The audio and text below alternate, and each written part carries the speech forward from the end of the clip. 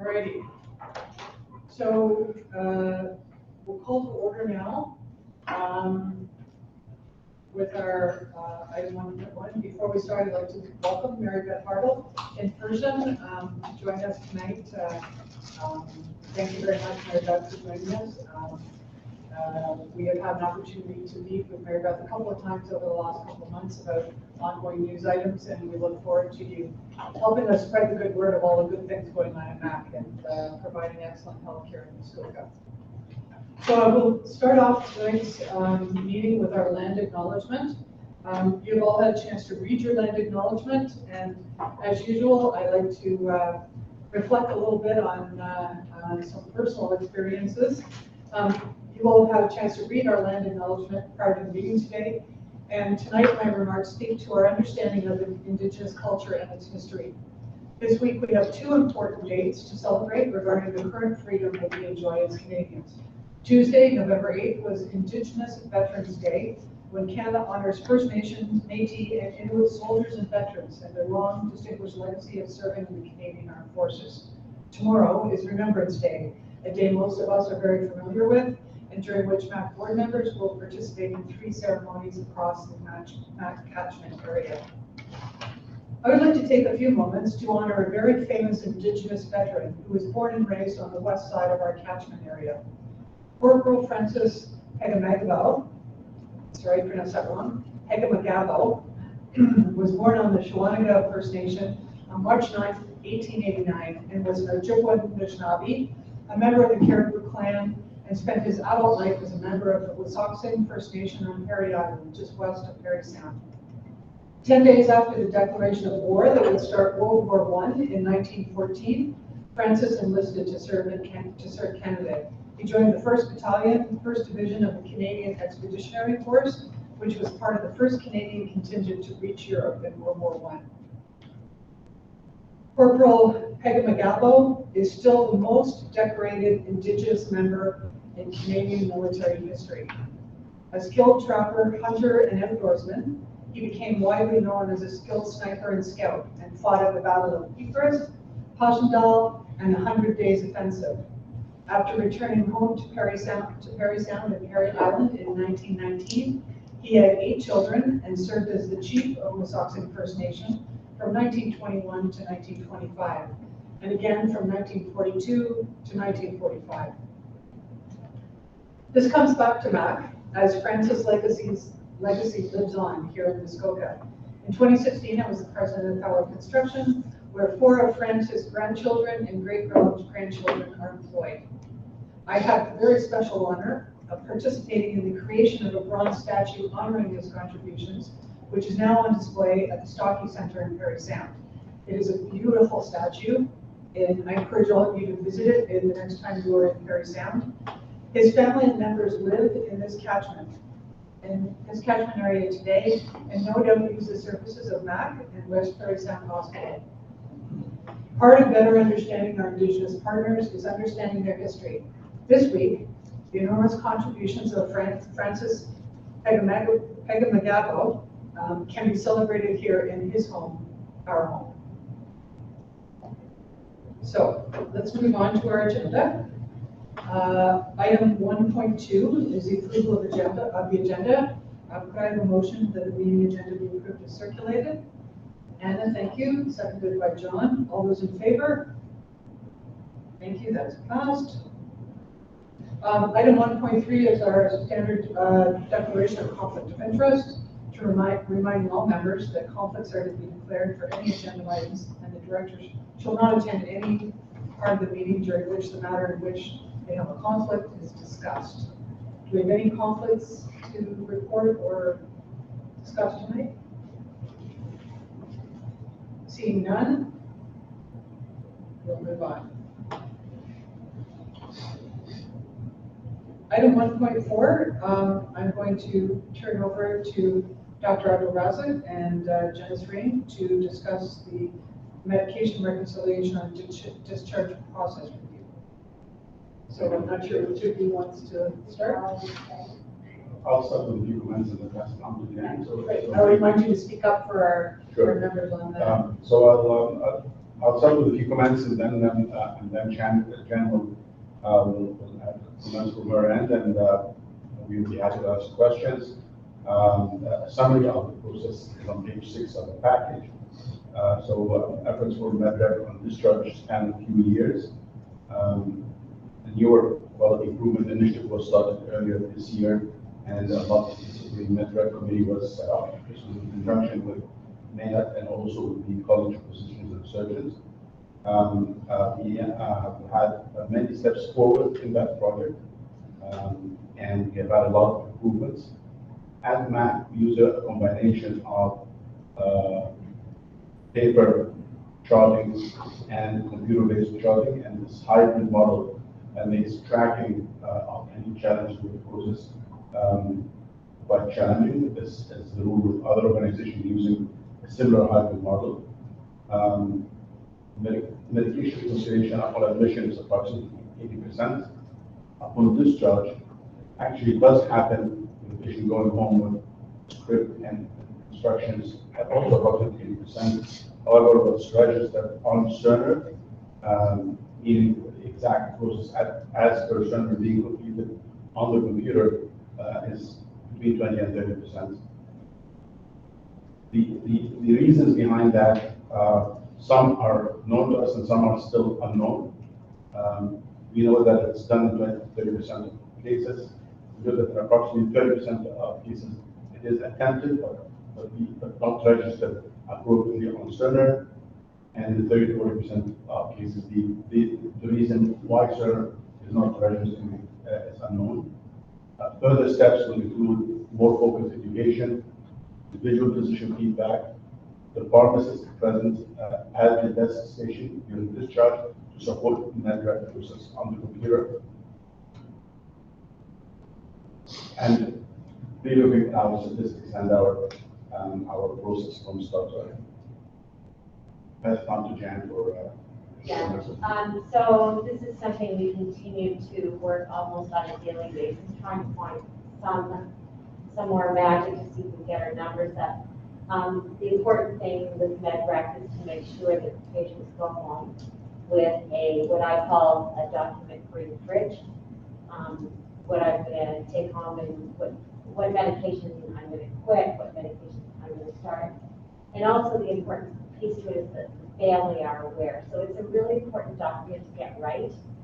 And so I don't feel that the struggle is a setback. I think it just continues to motivate us.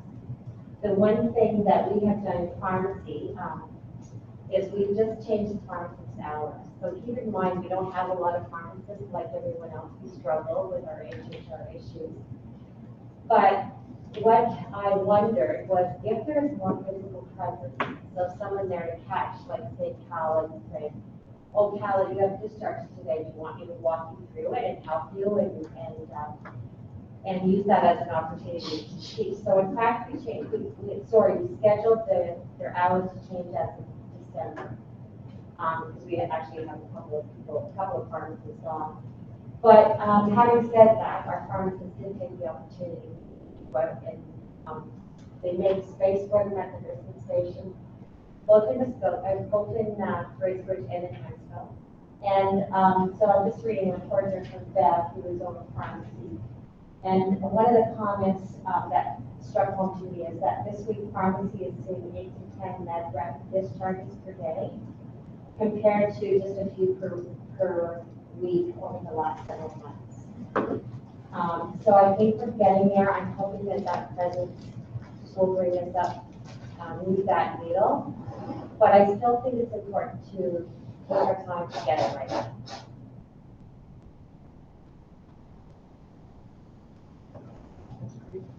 Any questions on MedRec for either of the presenters? Okay, go ahead. Are the manual calculated, that was calculated at 80%, is that on a sample? Like are you thinking like a template? No. Are you? I'm just trying to figure out how you count them, how you get to 80%. You do a sample and then extrapolate and say then. if 5 out of 6 samples are right, then it's 8% or? Yeah, I'm not entirely sure because I wasn't part of that process, but what I can say is I think that it was somewhat subjective. And whenever you introduce subjectivity, then you introduce open interpretation, and then you can have different stats. So I think the way we're doing it, the unfortunate part today is that we're not computerized. So we don't have the CPL version that we need, that is coming from, I think, in 2 to 3 years. And once we get totally automated with that, then the physicians won't have to worry. It just happens on its own. So we're really trying to work with this hybrid, which also introduces risk. But I think it's the way to go, the way we're doing it today, because it takes that subjectivity out of it. And we just continue to, it's a daily part of our day. We continue to report, we continue to try to tweak different little things. If I may add, when we were relying on manual audits prior to the implementation of this program, pharmacy was auditing 30 charts per site per month. 30 random charts per chart per month, and that's what gives us that part of the use. Okay, yeah. Any other questions? Thanks, Janice, and thanks, Kelly. Big issue, gaining some progress as we go. It's we seem to have one of those. Just big items that are complex. Okay, so that moves us on to section 2.0, where we have some reporting. And 2.1, I get to go first. So I have some chair's remarks to start with. So it has been another busy 30 days since we last got together for our October meeting. Very busy for those of us on the board. I cannot imagine how busy it is for our staff team. All kinds of things on the go. So if anything, it has crystallized how lucky we are to have such a great team in the hospital. So we don't get a chance to say thank you very much. So thank you for all you're doing.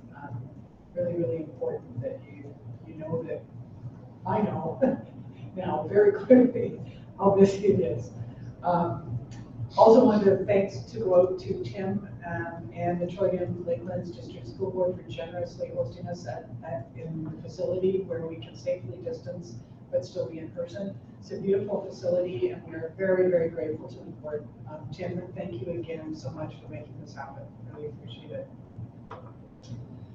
And as we all are aware, the pandemic is still with us, and we are now seeing flu season and its impact, especially with our youngest patients. These two issues continue to impact impacting MAHC quite a bit, and not providing very much relief to our hardworking MAHC team. Cheryl's going to be providing a little bit more information on this in her report. These continued impacts of the pandemic and the onset of flu season have resulted in the cancellation of the MAHC Christmas party, employee Christmas party. This was a very hard decision for Cheryl and the senior team, but it emphasizes the continued focus on doing the right thing at the right time. So in this same frame of mind, we have also made the decision to postpone the informal gathering with past directors that was planned for November 24th. We hope to reschedule this thank you meeting with the former directors in the spring when we're able to meet outside and when the impetus of the pandemic and flu season is not with us. So we're united in making those hard decisions about getting together. On October 28th, MAHC board members were able to participate in a 2-hour session with Cheryl and the senior team to do a mock accreditation session to familiarize ourselves with the accreditation process and the kinds of questions that the surveyors may ask. It was a really excellent session. And for those of you who were unable to join us that day, I urge you to watch the recorded session and learn more about the process. Our 2022 accreditation starts next week. And it's very, very important that we do well on the accreditation. And you will hear more from Cheryl and others about this later in tonight's meeting. We are also now in full progress with the capital redevelopment project, and we will hear more about that later today in the agenda. This means that communication around the new hospitals and the process will continue to ramp up. I'm very confident that the MAHC team is ready for this exciting opportunity and know that all of the communities that MAHC serves are also excited to hear more. This also means that there will be important and potentially challenging decisions to be made in the coming months and years. I am very confident that the MAHC team will make those decisions in the best interest of our community, and I look forward to those upcoming discussions. The results of the October municipal election resulted in a number of new mayors, a return to the seat for several mayors, and the imminent appointment of a new district chair. MAHC has sent a congratulatory letter to all of the mayors, and Cheryl and Colette and I have been invited as special guests at a few of the inaugural council meetings. We look forward to working with all the new councils as we move into 2023. So that brings us on to move on further into the agenda. And I'd like to turn the floor over to Cheryl for her report of the President and Chief Executive Officer. Thank you very much, Madam Chair, and take you to page 7 as the start of my report. I'm going to highlight a few items. Happy to take questions on anything that I don't mention. So as Maureen mentioned about our quality around managing our pandemic and other infectious disease activities out there, really happy to report that we, I don't even want to say it over there, that we are out of outbreak on all our units. It was a hard go. We had several units, but the staff managed well and we were able to get out of those. What we're, and Maureen alluded to it, what we're seeing now in the province is what they call the trifactor impact of the fall. We have seen hospital admissions related to influenza, which is really quite unusual this time of year. We're sitting in Muskoka with a flu percentage that's about 5% higher than it is in the province. So there's the flu, COVID is staying steady, and then we have what we call the respiratory illnesses, condition known as RSV. And with RSV, it can impact adults, but it predominantly does impact little ones. So you've been hearing about the pediatric impact across the province. I'm very happy and pleased that our hospital is also working with the province, with our regional partners, to do whatever we can to support pediatric support. But it is quite a unique season. In terms of the accreditation mock tracer, again, thank you. There's a link in the package, as Maureen spoke to. What I do want to remind everybody is to speak up, share your stories, celebrate, and be sure to introduce yourselves. Important to acknowledge how long you've been on the board and what committees that you've sat or sit on. I wanted to acknowledge other partnerships and collaboration that our vice chair, our board chair, myself, had a meet and greet this past month with senior leadership and board chairs of both foundations. There's definitely a passion and excitement about the redevelopment project and a clear commitment, as Maureen has alluded to, of us all working together. And under Sustainable Future, just wanted to kind of highlight a little bit about our co-grade that we had with a 12-hour IT disruption that impacted Wi-Fi server and our phone system. Again, our incident management system was activated, business continuity was maintained, and there was no patient impacts. I want to send gratitude to the board, those board members that have joined us with our board gratitude rounding that started on October 24th. Thank you so much for the directors that have come out for your participation, and I can tell you firsthand that it was well received by all our team members. And that is my report. Happy to answer any questions on anything I spoke to or anything that's in the complete report. Do we have any questions for Cheryl?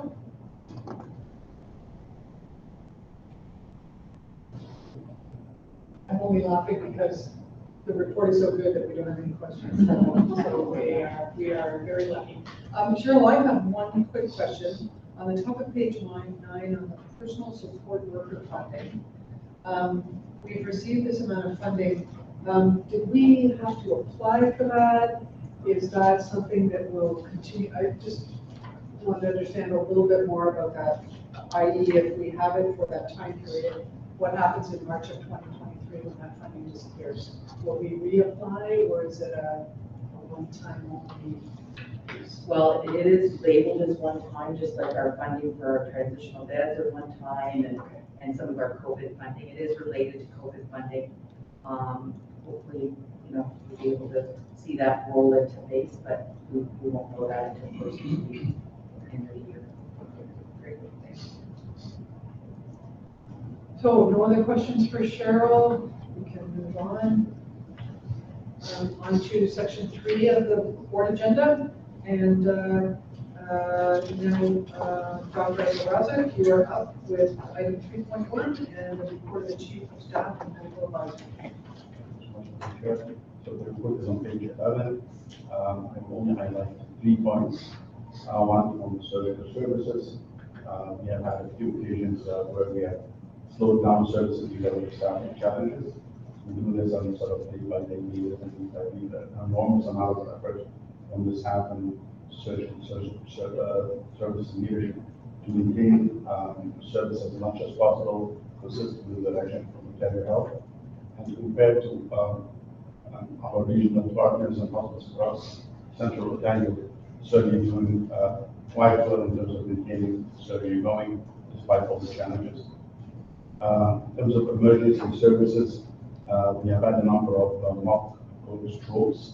COVID stroke is now in fact at both sites, and telestroke program is already in fact we have been approved by Ontario Health, and that is a program where patients presenting with stroke for any reason, the internal medicine consultant, when the call is not available for any reason, to do telemedicine, and the patient receives the exact same care, so that is great success already in effect, and we use it as needed.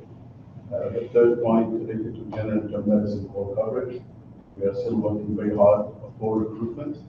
We still have a less than adequate complement of internists who are working over and above to the Ontario covered together with support from locals. With that, in effect, currently we do have a fully covered schedule. Again, we are working very hard to have a more sustained coverage for recruitment. But until that happens, the schedule is covered and both ICUs are going to be back. Thank you so much, and I have answered. Go ahead, John. It's just a general question, Madam Chair, for the Chief of Staff. There have been stories about retail drug shortages impacting pharmacies. There seem to be more stories recently about drug shortages impacting hospitals, and I just wondered what Matt's experience with that is and whether there have been any impacts for us operationally. As far as pharmacy and therapeutics committee goes, there were no reports to MAHC about shortage from their perspective. Under pharmacy has reported anything to Melissa or Jan about that. Yeah, I was just going to say one of the impacts of the community pharmacies is that children aren't able to access medication, so we are seeing an increase in patients coming into the ED, particularly children, because they have the Tylenol or Advil. But no, not creating demands that can't be met at this point in time.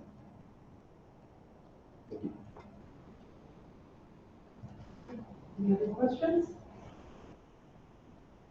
Thanks for that. Thanks so much. Okay, moving through quality and effectiveness, Dave, we'll ask you to talk about accreditation planning and preparation in item 3.2.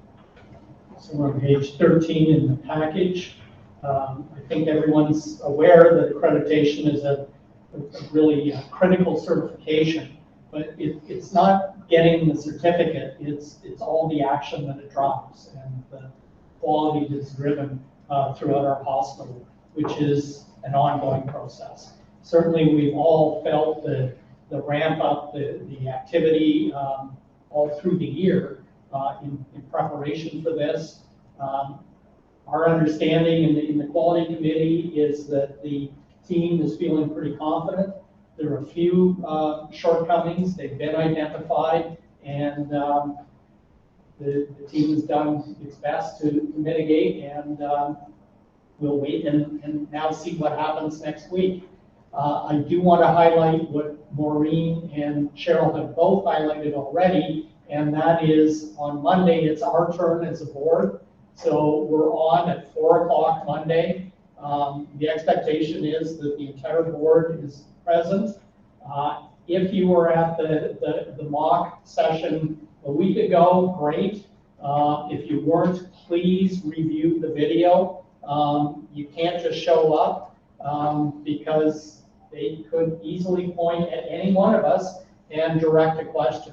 A little bit of homework would certainly be worthwhile. I made some notes after that session that I better just flip through the strategic plan again, flip through a couple of other reports. Even though they're in there somewhere, you can be on the spot. And it sounds as if they're not going to try and put us on the spot, but all the same, you want to have that information fairly close to you. So I'd encourage everybody to prepare a little for that, and they are looking for all of us to be present. I'm not going to go through anything else that's in the document, but open to any questions. Oh, now I'm scared. Well, I was hoping for a little of that. I was confident before. If you have a chance to look at the video, if you weren't able to join us, please do so, because Cheryl did a great job with her experience as a surveyor and accreditation. She was able to ask us the questions, and you get to watch Dave and I especially dance on some of the questions that I got asked. So I felt a little bit on the spot, and so I have a little bit more review to do over the weekend as well.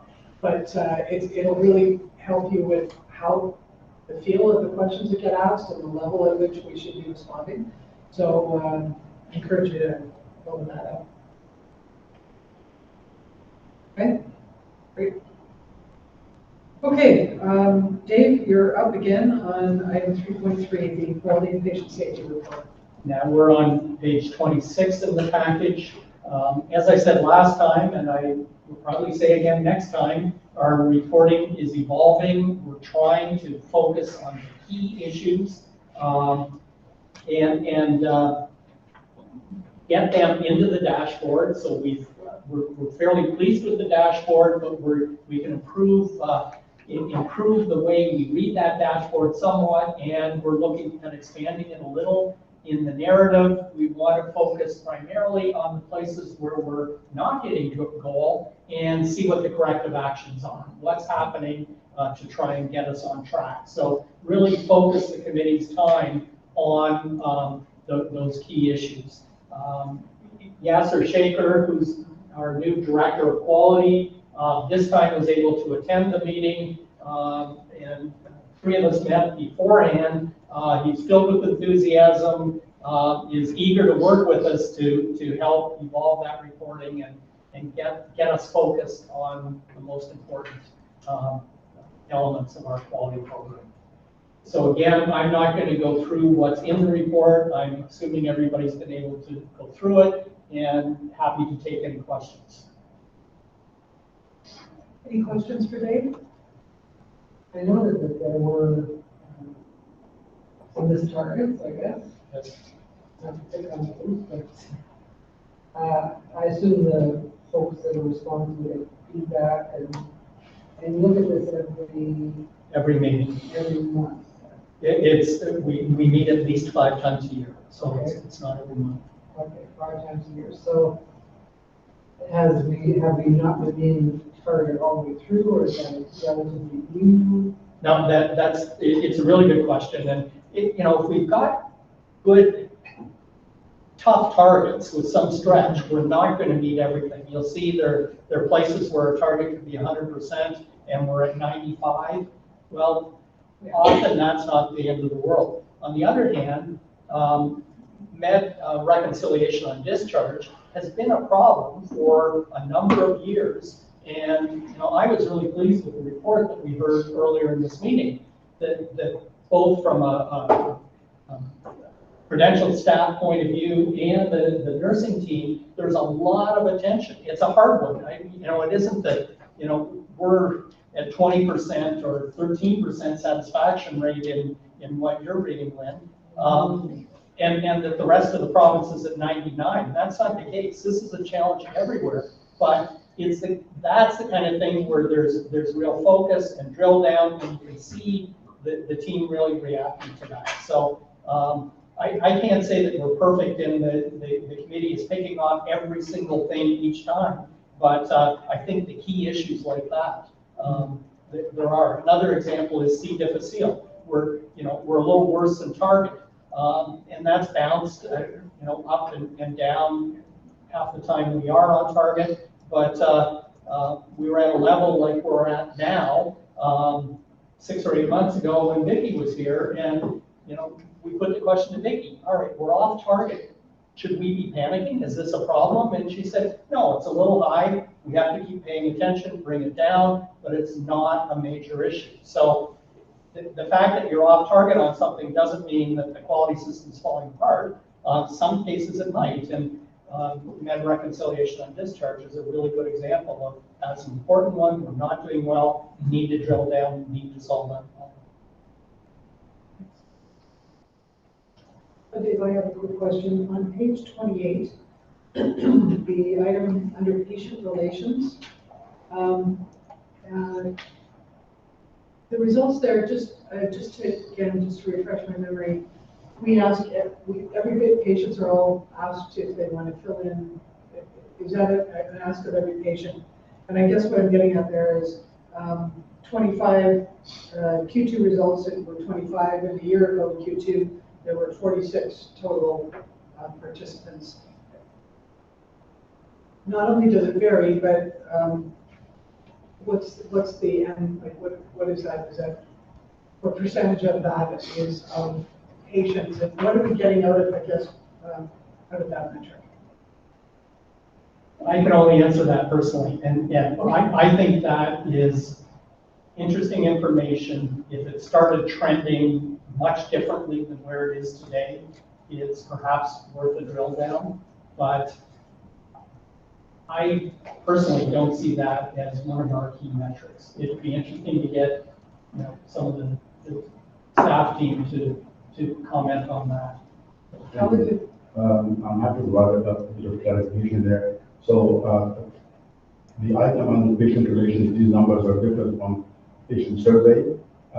These are letters of gratitude, compliment, or letters of complaint that are tracked per site, and that is what these numbers refer to. It's not it's not encouraged by feedback. It's just it's not a certain percentage of the entire patient.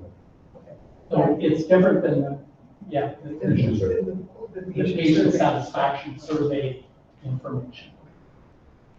Yeah, I was just going to add that Cal's quite correct. A lot of our compliments, or most of our compliments, are we get out of our IMRS system, where people enter. If we get a complaint, it's entered automatically as part of that roll-up. So that's, I think, where those numbers are coming from. Okay, So the incident management. And that's probably getting at the answer to your question, Maureen, that I see this one as a little bit more random, whereas patient satisfaction results, once we get a new system, and we're in limbo right now, but once we're in the new system and you have the whole province using the same data, you've got comparators, then you've got real data, and you've got legitimate stats. To me, this is, some people filled out some complaints and some had compliments, and interesting. great, thank you. Okay, so let's move on to section 4.0, which is our strategic direction section. And Dave, you're up again. Actually, you get this whole section. Sorry? Dave show. It is the Dave show. This is good. I'm glad this is the Dave show. So Dave, Bracebridge site selection process, item 4.1. Right. I'd like to again, on this one, start with the motion, and the motion being that the proposed site selection process for Grace Ridge be approved. We have a seconder for that. Tim, thank you. Go ahead, Dave. So we're on page 34 of the package, and I'd just like to, page 34. You read this, but just a few highlights. A site selection process was conducted in 2018. So this is not new work. That's part of the reason. It's the same consultant as last time, and it's partly a refresh and partly going a little bit deeper than what was done previously. But there had been a process in 2018 as we were preparing for our previous submission on the new build. What has to be done now is building on the work of 2018. So we're not starting over, we're not throwing that out. We're going to build on that. We need to look across the community, find out if there are any other alternatives. Have things changed in the last 4 years? And then make sure that we come up with the best possible choice. We need substantial community engagement. We need the community to look at the possible sites from a variety of perspectives to make sure that they are the best possible solution. And we need to do it within a process that's been defined by the Ministry of Health. So there are guidelines, and we need to satisfy those guidelines. A key question is time frame, because we would like to get our stage 1.3 submission in by the end of next year, and this is a component of it. The consultant's estimates are that this is a 4 to 5 month project. So it's easily within the window that we've got, and it's a key piece that has to be put together. So with that, again, I'm assuming you've gone through the detail and open to any questions.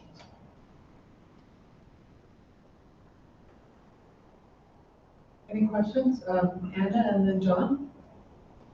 Thanks, Madam Chair. I just wondered which budget these numbers come from. Like, is that in an operating budget or is that in the capital budget? And are those already contemplated? They're in the budget, which is our next agenda item. So you're going to find the money that is allocated there. So ultimately, it's coming out of the $14 million grant that's been given to us for the redevelopment. I have another question if I could. But there was a charge for 2 questions. Go ahead. I just wondered if the one site, the donated site, was it in the mix in 2018 when the consultant?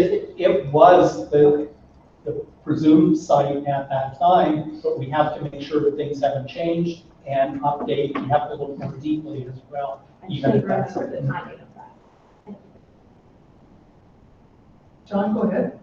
Thank you, Madam Chair. Just there's some general words in the document that I think address this point, but I just want to be certain. It talks about consultation with the town. Nowhere in it does it talk about consultation with the District of Muskoka. And is the district one of the organizations that the consultant has clearly said they will be consulting with? I can't answer that question, Andrew. Do you by chance now? If it's part of the consultation, it will be done. It will be part of the scope because they are going to be reaching out to municipalities. So yes. Okay, so so that would be a yes. Then it only references the town, and right. And obviously the district has planning regulations, the official plan. It has servicing standards. It's the organization that delivers water and sewer. It's part of that work. It's part of the criteria. That's going to be a key component to be able to evaluate that. They need that conversation. Right. Okay. Yes. So that part of that is being considered. Okay. And land use planning, things like the district's official plan and the town's official plan, the town zoning bylaw, all of those servicing standard documents at both levels are being identified by the consultants. Yes, because that'll be part of the evaluation criteria. That would, yes. Okay, thank you. Thank you.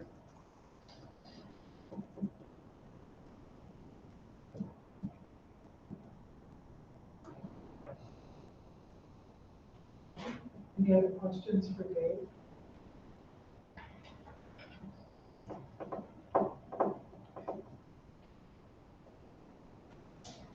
Okay. Put the motion on the floor before we start. Okay, all those in favor? Thank you, that's passed. Dave, it's probably, Andrew and Dave, it probably is worthwhile to make sure that the district is comprehensively. Yep, I'll just say myself enough. I think when we read through it, we believed that that was included, but Yeah, John's brought up. I'll get it. Yeah, thank It's you. not specific in Yeah. there. Great. Okay, stage 1.3 budget, which is item 4.2, also is Dave's. So again, I'll start with the motion that the stage 1.3 budget be approved. For the seconder for that, Bruce, thank you. Not going to add much here. The total budget amount, as you can see, is 5.3 million. It's funded through that latest grant of 14 million. The 14 million is intended to cover all of the planning through to the end of stage 2, all aspects of stage 2. Just a rough estimate was made as to whether the remaining 8-point-something million would be adequate to get us through. Best guess, yes, it's in the ballpark. If we ran out, this in fact is a draw on your build fund. So of the 700 million, more or less, that we're going to get someday, this is just a draw on it. So it's not an absolute given that if we needed another 2 million, the government would just write a check, but it's probably not an enormous hurdle if we legitimately needed more. So we've looked over the budget, the committee feels it's a fair budget and that it's a fair allocation of the 14, a fair component of the 14 million to apply to the 1.3 stage. With that, open to questions. Anna, go ahead. Sorry, just because I'm learning lots. I was surprised by the low number on the meeting fees for physicians and staff. And maybe you could just help me, because it certainly, as you've talked about it before, around how much engagement you want from the user community in helping design the future hospitals. I was just surprised at that number, but maybe staff time is allocated differently. So I guess I'm surprised by that number, but wondered if it's also contemplated somewhere else. Yeah, so these are stipends. Andrew, maybe, Yeah, sure. I could take a crack at it. Yeah, so there's no, the only staff allocated are people that are directly working on a project. Those are stipends, as Dave said. So for staff, we're going to say there's a staff member that's not on shift and even for a user group meeting, that we would pay the stipend to attend. So that's just the stipend. We also have a large contingency as well, 20%, about even 1,000 other things that are involved. More things, so we've got a bucket of that we can engage them, etc. And then that goes up and up. These are just initial estimates. We'll be developing the forecast as we get through part of 2023 as we firm up some of these other numbers and see how things are progressing. I just think it's really important to engage people who are going to work in the space. That is a huge Right. component. Yeah. You're not happy with that. Right. Actually, maybe Cheryl, if you wanted to just talk for a minute about the user groups. Sure, for sure. You know, and we just recently had a meeting with the consultants and we're actually getting ready to ramp those up.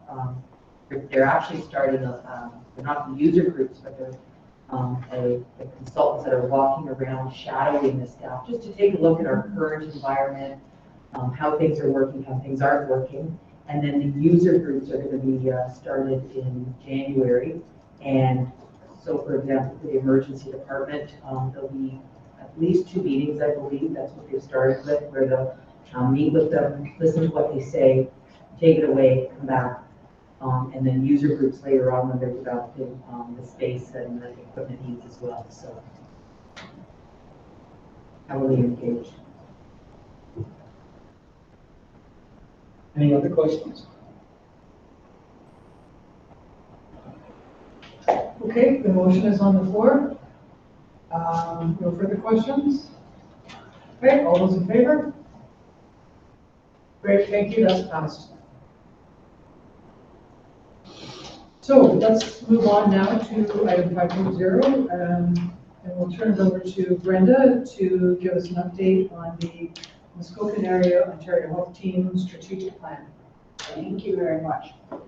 So in the, on the board portal, Kathy did post the entire strategic plan, and in this package is just, are some highlights. So I'll just kind of quickly give a little background on the process, etc. This was a very deep process that we looked to engage very broadly in getting contribution to the elements of the strategic plan. So it included the Alliance Council of the MAHC, which is the governance entity, the collaborative steering committee, which is akin to the executive leadership, and then a number of the working groups. So there was a real effort to engage all of the both signatory partners and collaborating partners, as well as representation from Ontario Health and other health system experts.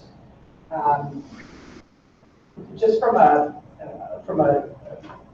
background standpoint, just reminding people that the Ontario Health Teams are being created really to transform our regional health system from what was the old LHINs to this new concept of more local, fully integrated healthcare systems.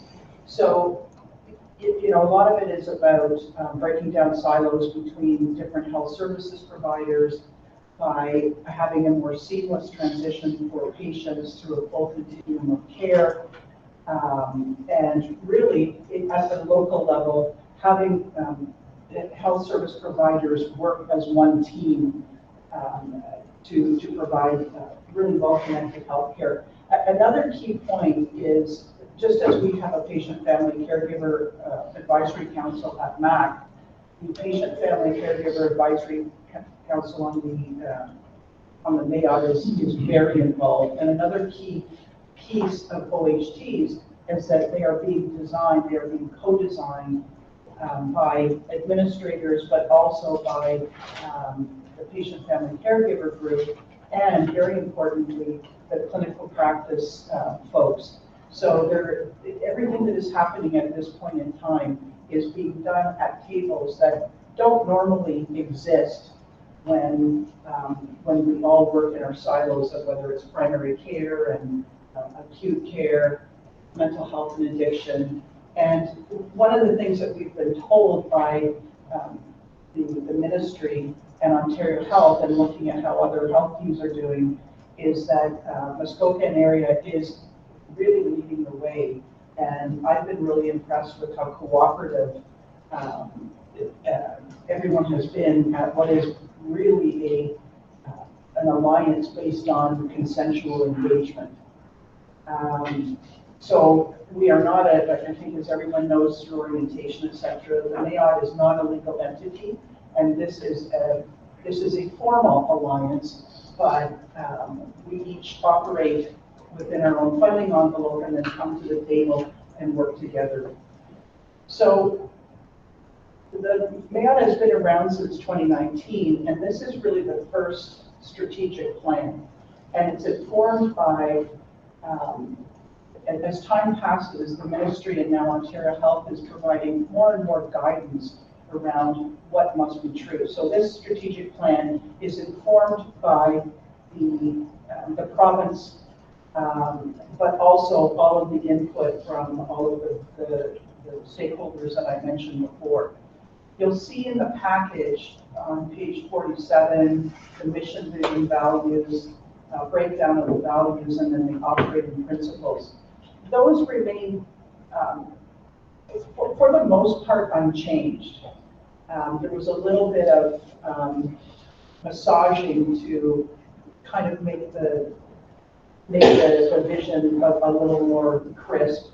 and to bring a mission in place. But the full tenets of why we exist, what we're trying to do, has remained unchanged from the start.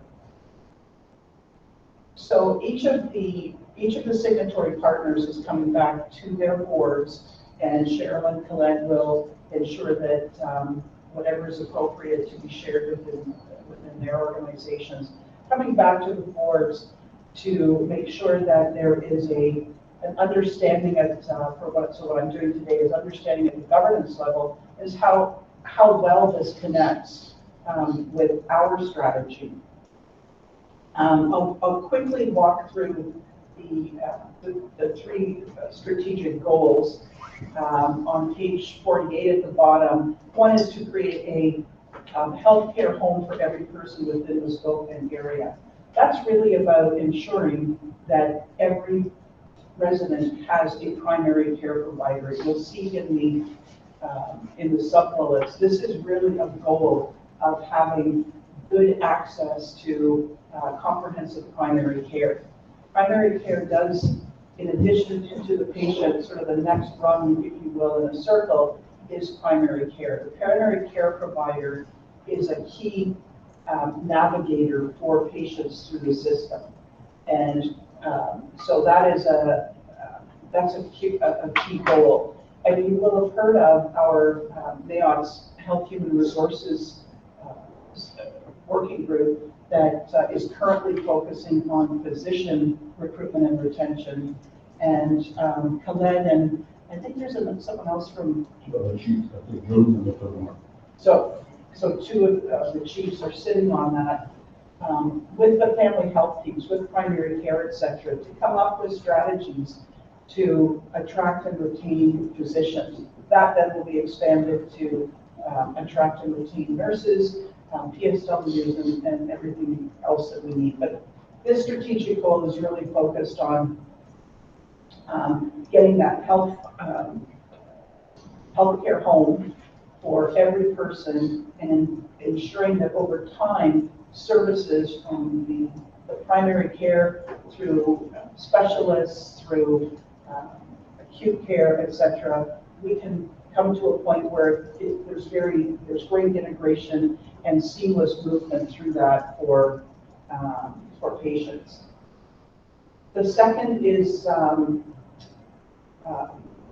really related to the collaboration between the partners and expanding the partner base to include healthcare providers through the full continuum of care.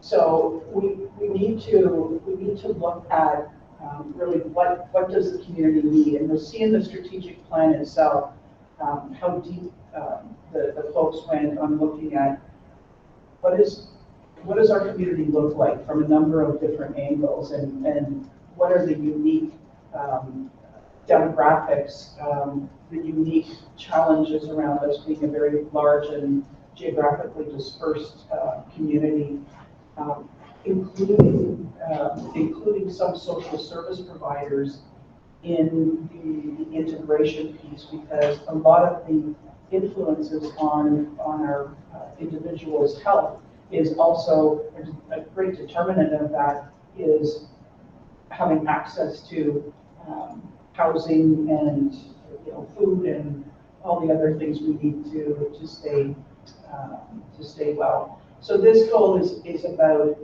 really creating that network and that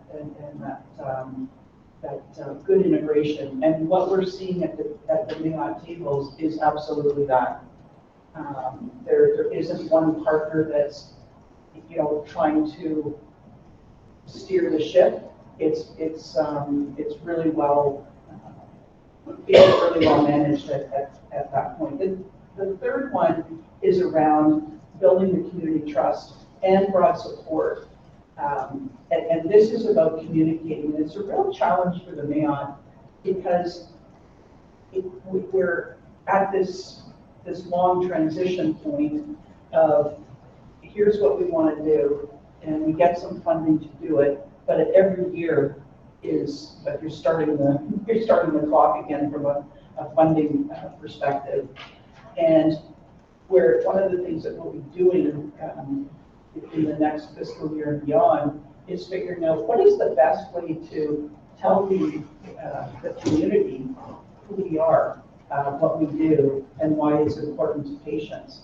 But before going out to the full community, we want to make sure that the partners and those who have not yet partnered with us that are providing these services understand what the MAHC is, trying to engage more people, et cetera. So that if a patient goes to their primary care physician, the primary care physician has a fairly good grasp of what the MAHC system is.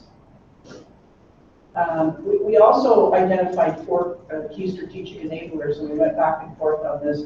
What should be a strategic goal? What should be an enabler? But really key to us being able to be successful are these 4 things. The access to good data is not always simple. And then having the capacity and the capabilities to really analyze that data is not, there's not a lot of opportunity there. We were lucky that we had a fellow who worked with us for free and did all of the digging around and going to the various places to find this data to cobble it together. Nurse practitioners, as an example, they are not in part of this data, these data sets, and they are a key piece of primary care that will be probably more and more leveraged over time. So the data and the decision-making capability is key. As I've already mentioned, health human resources. Doesn't matter how great a plan we have or healthcare system if we don't have healthcare providers. Digital integration. There is within our mandate from the province is a digital first option. So really expanding the opportunity to leverage the digital universe. And some of the things we talk about at this table, engaging through telehealth and bringing some of the specialists into a room virtually. Those are the kind of things that we're thinking about, as well as so much more kind of simpler concepts to think about, like online appointment booking is one of the things that MAHC has brought into the primary care offices in the Muskoka area. And then sustainability. So, of course, looking for efficiencies as the MAHC becomes more and more fully integrated, looking for efficiencies and avoiding duplication of effort. We also put in here that all of this is predicated on the availability of funding.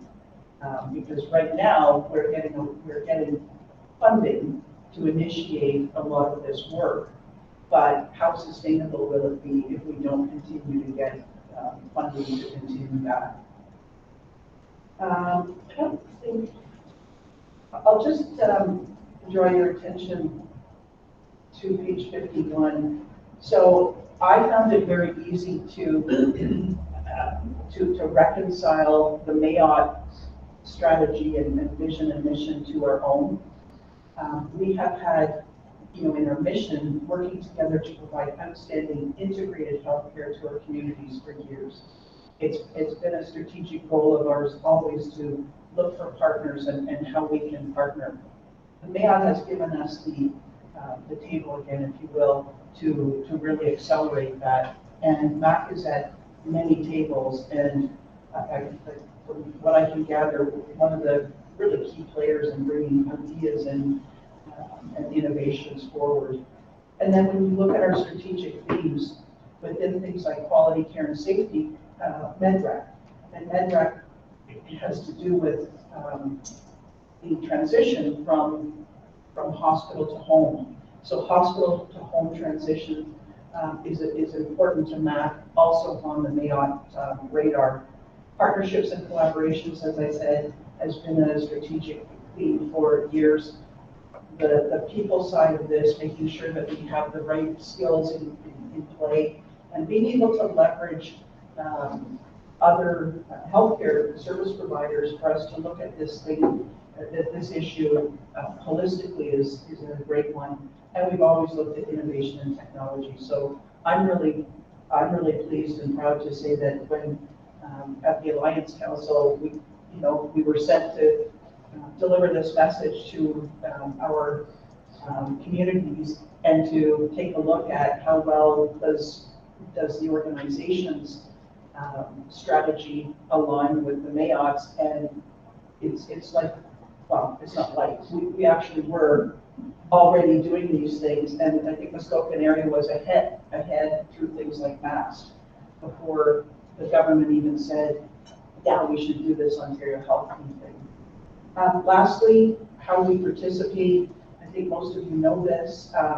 So I sit as MAHC's representative on the governing body, and I am a co-chair of the Alliance Council along with Dr. Keith Cross. Currently, from the leadership perspective, Cheryl sits on the collaboration steering committee. We are also the fund holder, fund holder for MAHC under Andrew's direction. And as I said, we have so many people engaged, Diane George in particular, engaged on a number of the activities that are happening within the various working groups and task forces. And additionally, from a governance standpoint, we do have a MAHC standing committee that exists such that when the MAHC requires me to come back to this board, I have a standing committee of folks that can provide input, advice, and good counsel on any decision making that we have to do. There is in the package, there's an opportunity if you want to do some more reading. You'll see a couple of coming soons. Part of our new communication strategy that sits underneath this is the development of a MAHC website that will include a lot of information, and we'll start engaging with social media channels, probably not until the new fiscal year. So with that, that's the overview of it, and happy to respond to any questions that anybody may have. Any questions for Brenda? Well, Madam Chair, just. oh, I'm sorry, John, go ahead. It isn't a question, it's just a comment. Brenda's talked about how many people from MAHC are involved with the MAHC, but just to note on this project itself, Brenda's leadership at the Alliance Council with Mike Provan as her co-chair was really quite exceptional to move this thing forward. So it was a huge piece of work, and I think the board and MAHC was exceptionally well represented by Brenda's work on the project. So I just didn't want to pass without acknowledging that work. Thank you so much, John. And actually, Mike has stepped down as co-chair, and now keep seeing his name everywhere. Dr. Cross is now my co-chair. I think he was in. Tony had some homework to do for MAHC on something. I don't know. Thank you so much. Thanks, John. Brenda, the MAHC discussion started what year? Well, in earnest, I mean, started to be a thing. So the grassroots group got the thumbs up in 2019. However, prior to that, prior to the province saying we're going to have these things called Ontario Health Teams, there was a very grassroots group that it was greater than health service providers. I think there was, John, you were involved in that as well as CAO of Bracebridge, and it was called MAHC. I can't remember what the acronym stands for, but a lot of what that group proposed to the province, interestingly, serves as the foundation of the Ontario Health Team. So I think that's why, one of the reasons that Muskoka area has been able to move forward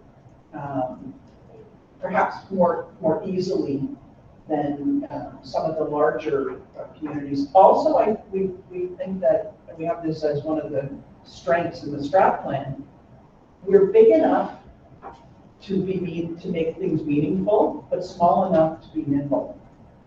And I think a lot of the larger areas, like if you're in the GTA, it's a lot, there's a whole lot more going on. So I think we are really well positioned. And there was a lot of integration happening without the framework. Because having been, Brenda and I have been on the board a while now, and I got to tell you, we had some early discussions about MAHC, and I think it would be safe to say that everybody was having trouble envisioning this group where some of the players are not-for-profit, some are for-profit, some are publicly funded, some are not, some are volunteer. The opportunities that it presented, we could see the opportunities, but I think there was a little bit of well, we'll never get there amongst many of the people looking at it. And so I think we spend a lot of time talking about our new hospitals. This is an astounding accomplishment for our small community and the things that have happened. And I think it speaks to many of the many contributions across the board by MAHC staff, by the family health teams, by others. So it's really quite unique that it's turned, because I think I listened to Brenda speak tonight, and I think Brenda said the same things that she might have said in 2018. This is what we're going to achieve, and here we are. Yeah. So I think it's really, to add to John's compliment, we have lots of people to thank for this, but Brenda, you've been sort of front and center on this. So it's pretty comprehensive that we have this great thing going in our small community compared to some of the others that are struggling through on Ontario health teams, because this is also the brave new front of healthcare in Ontario. So kudos. And if I can, I think that there will be, some peaks and valleys. Because legislation is being looked at and altered to accommodate some of this. So one of the new things on the horizon is home and community care, and getting it rolled into the OHT. That is, like, there are some big things that will happen to get to that end state. But I think that we are, as a region, we are very well positioned to move things along. Great work. So we'll try and move on. So Brenda, thank you very much for that. That was a great overview. Encourage everybody to watch, and Brenda, maybe you can let us know when the website is up and running, and maybe Sure. we can have a look so that we can all jump on and have a look at it. And talking about MAHC and all the changes and the financial considerations are a great segue into our next session, which is financial and organizational viability. So item 6.1, and I'll turn it over to Tim to talk about the financial results. Thank you, Madam Chair. I'd like to put the motion before I do some comments. There's a seconder, John. Thank you. Okay, there we go. So you'll just some brief comments on the package. One of the things that MAHC has had issues with the years is our working capital ratio, and it continues to be solid. As you can see, we have a cash position of approximately $26 million. You also note that there's a capital request coming forward for our CERM program that we're involved with. ALC patients continue to put pressure on our financial statements. As you see through the CEO's report a little bit earlier, that we've had an uptick the last couple of months. We're continuing to project a surplus of $3.1 million. That is starting to be eaten into by our use of agency staff. That is hitting our bottom line. Unfortunately, recruitment's being a challenge at this point of time. And I think that's all my comments on the financials right now. Happy to take any questions or turn your back.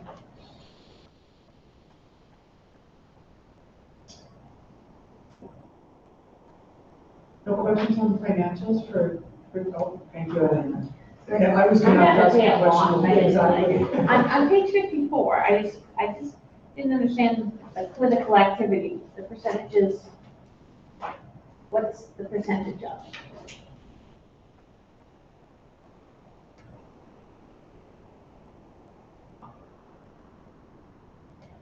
Well, I'm gonna throw that one to Andrew. And so that is, by site, that's just utilization, right? Those numbers, utilization. Occupancy. Occupancy. Or the occupancy? Okay, thank you.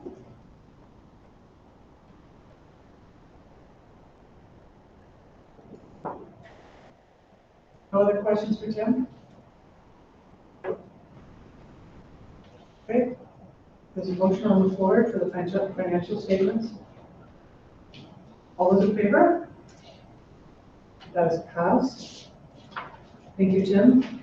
That is absolutely the fastest review and approval of financial results ever, so that's great. That just shows, again, great reporting and great summary, so thanks for that.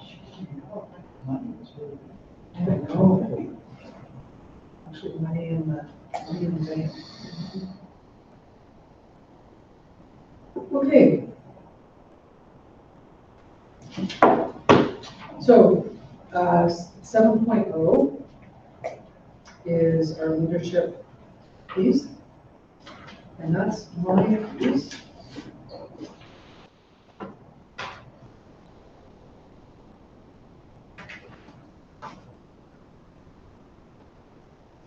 Sorry, I'm having trouble finding my page.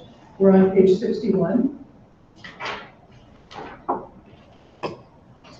And we have been, as part of our update with meeting on a regular basis with both the Chief of Staff and the CEO, we've been able to pull together the annual performance objectives. This is an update of the Chief of Staff's performance objectives and where we believe these are performing. I think this is fairly straightforward. Does anybody have any questions on this update? Move forward. No? Okay. Oh, we have a quiet audience tonight. Yeah. So, okay, that's great. Colette and Dave and I will continue to work on this throughout the year and update it as we move along on the performance. Safe to say that our staff team is working really hard on many of these things, and that includes Caleb. He's got his plate full on a number of initiatives that are really coming along, and sometimes it's a step forward and 2 steps back on some of the pieces that are the long-term pieces, but he continues to move ahead on those. So great work shows up on this, Colette, so thank you for all that. Okay, that brings us to item 8.1. And that is part of our board effectiveness. And Carla, we're going to turn the floor over to you. We'll talk about 8.1 and the inclusion, diversity, equity, and anti-racism idea working group. Thanks, Madam Chair. I will put the motion on the floor before I go into my comments.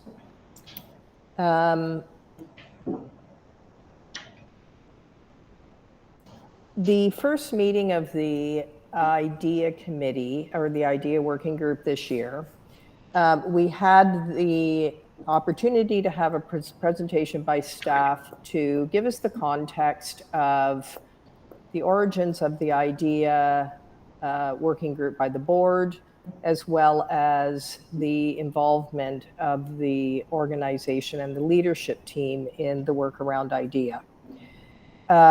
We then went into a discussion about some confusion expressed by the previous board around the role of the board in the IDEA work and whether or not the work was best conducted by the leadership of the hospital and supported by the board.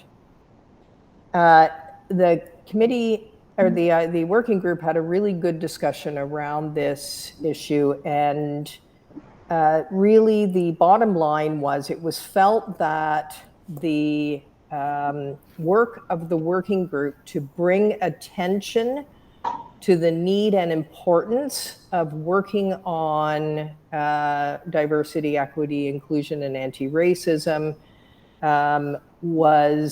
it really brought it to the point where they had completed their work, and it was appropriate at this time to turn it over to the leadership of the organization now to put it into action, and the board's role then would be supporting it.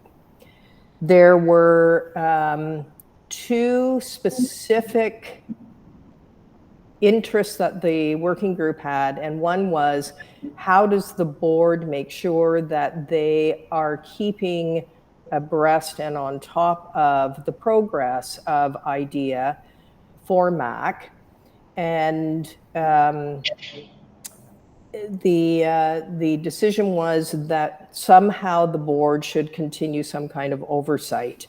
Given that the audit, or the Resources and Audit Committee, has responsibility for oversight of human resources, it was felt that it was best that the organization reported through Resources and Audit in terms of work related to IDEA. And then the second item that was discussed was the need for the board to go back and look at the IDEA policy and determine if there was changes necessary to really focus on what the board's role is in it. So thus the recommendation that you will see on the floor, which suggests that Resources and Audit Committee be responsible for oversight of IDEA-related matters, and that the Governance Committee assume accountability of doing a review of the board IDEA policy, and also that the IDEA working group of the board be dissolved, really on the understanding that their work was done, and that was to bring the needed attention to getting this work started. I'd be happy to take any questions.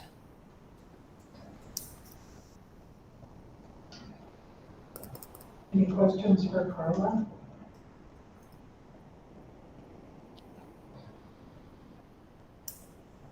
No questions on the floor? Okay, so the motion is on the floor. As Carla started, all those in favor? Thank you, that's passed. Thank you very much for your work on that, Carla. And just in case you thought you don't have to chair a committee now, you can have a little break, but just know that something else will be coming. Thanks. It's not normal that you get to chair a committee for one meeting and then dissolve the committee, so just get used to that. So. Just shows how effective I am. Okay. Thanks for that. Okay. Now we're on to item 8.2, and Tim, this is back to you for the Resources and Audit Committee terms of reference. Thank you, Madam Chair.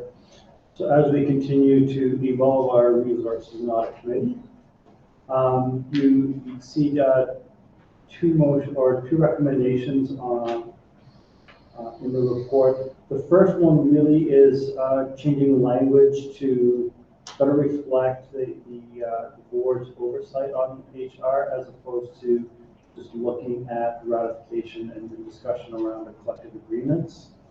And the second around membership is really to address some of the challenges we've had to making sure that we do have a medical staff representation on the committee on a regular basis. So that is the reason for the two changes, and I'm happy to take any questions on that. Any questions for Tim?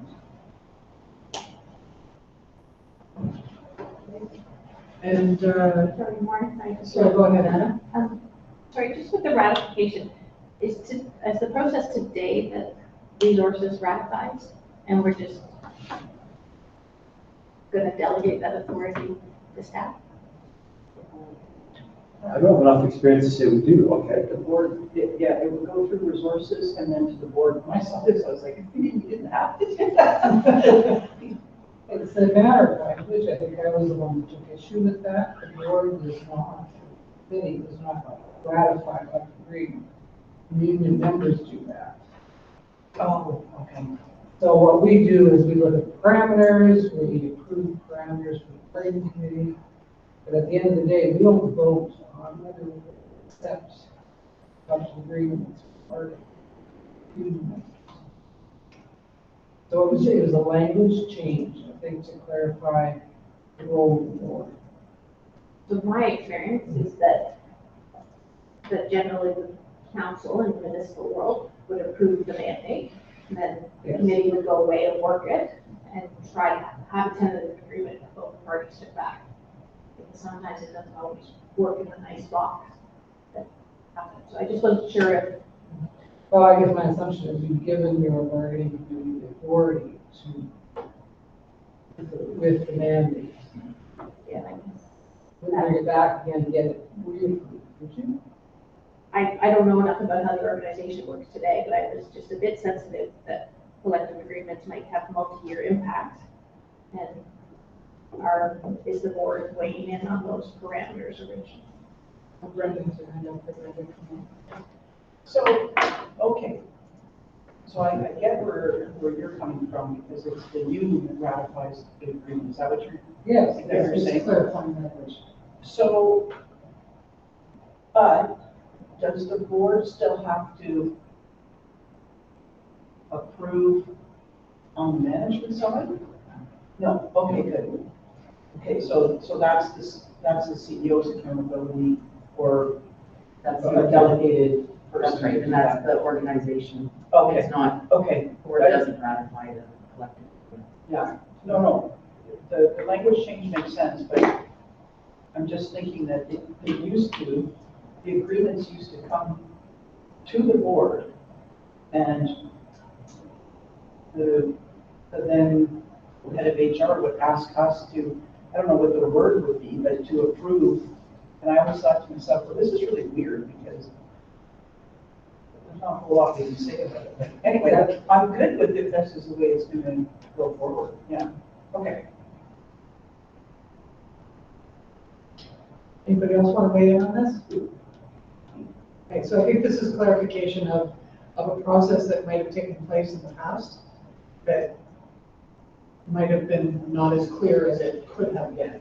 And I think we've had some good discussion over the last couple of months about changing this. Yeah. And this clarifies the responsibility of the board versus the responsibility of the CEO in terms of moving those agreements forward.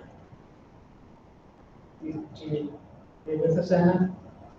I hear what you're saying, if that's the practice, and that's already been delegated to the CEO. Yeah. So That's just that's a huge, if we give the CEO all due respect to Sharon, and I think the Sharon is this financial authority to negotiate collective agreements 5 years out, that's a huge financial level. But if that's, I don't know enough about the accountability. I think where we may have muddied the water in the past is that the board felt that there was a responsibility to approve the position that the CEO might have, like there was a putting forward of a positioning where it should have really rested, the decision should have rested with the CEO with an update to the board in terms of where the collective agreement is going. Does that make sense to everybody? Yeah. Carla? Oh, Carla? So I just want to, given the questions now and the discussion, I want to maybe ensure that my understanding is correct. So it sounds to me like the Audit and Resources Committee would review the kind of overall parameters which is like a framework that the organization then works to in bargaining. So you know, for example, just because it's easier for me to kind of work with specifics. Let's say the parameters are you've got a 2% financial increase, and that 2% can look at salary, it can look at benefits, and you know, whatever that the case may be. It's not up to the board to look at what the details are. That's management, that's the negotiating process, as long as they're working within the parameters that the board has approved. Is that right? I would agree with that. Yeah. Go ahead, Tim. I would say you're partly there, Cheryl. We have to remember that there's a bunch of bargaining done centrally that we do not control. Right. So our financial parameters do not exist at this table, at the end of the table. So, for instance, ONA with the current government has been in negotiation for quite some time. We do not ever have any input on that. Okay. If those settlements occur centrally at Queen's Park, we tend to deal with more what we would call local issues. And then that's where Brody and Cheryl would give us an update on where they're going with those pieces. Okay, that I got it now. Perfect. Thank you. And I think where that update through the Resources and Audit Committee or through the CEO would happen is if any changes to those collective agreements significantly affected our budget. So if they were coming to us and saying, hey, sorry, this is out of our control, this is happening over here at the Central Region, but just so you know, the board needs to be aware that the budget will be impacted in the following way. So that's how it would have come forward in the past, but I think it's just clearer now that we are being kept apprised of that process and not responsible for approving any of it. Is everybody good there? Mm-hmm. Okay. Tim, did you put the motion on the floor, right? You guys did that? Okay. Any other questions for Tim? Okay, all those in favor? Great, thank you, that's approved. Thank you, Tim. Okay, 8.3, we're moving on to the credential staff appointments to the standing committees. Over to you, Clint. Thank you so much. So this is in relation to further enhancing and expanding the engagement and interaction between the position leadership and the board of directors and its various committees. And examples, as I mentioned, are chief of staff and the two department chiefs of the task force, chief of staff and the two executives of the credential staff at the board, Dr. Small and Dr. Hudson. There are two senior position leaders on the steering committee for strategy development and two position leaders on the operations committee. There are standing committees where position representation is required in a more long-term manner with some continuity of engagement to allow ongoing work of the committees and the value that is required.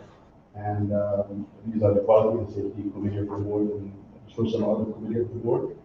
And two position leaders who have demonstrated excellence in their performance and work across various departments are members of the Medical Advice Committee, work closely with a broad group of position leaders positioned in personal administration, Dr. Caroline Correa and Dr. Keith Cross. They have an interest in engagement, and the motion that I'm bringing to the board to be moved and seconded and will be approved is the appointment of Dr. Caroline Correa and Dr. Keith Cross to the Quality and Safety Committee and the Resources and Audit Committee respectively.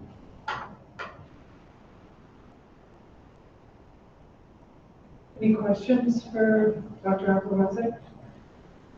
This is the culmination of a lot of work to try and figure out how to keep our credential staff involved, which we passionately as a board feel is very, very important. And so thank you so much for bringing this forward. This is a good solution. I look forward to that. Could we have somebody move this motion? Dave, thank you. Seconded by Tim.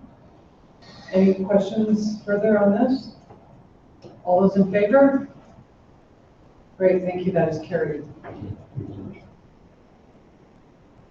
Okay, item 8.4, quality improvement and safety policy. It's back to you, Dave.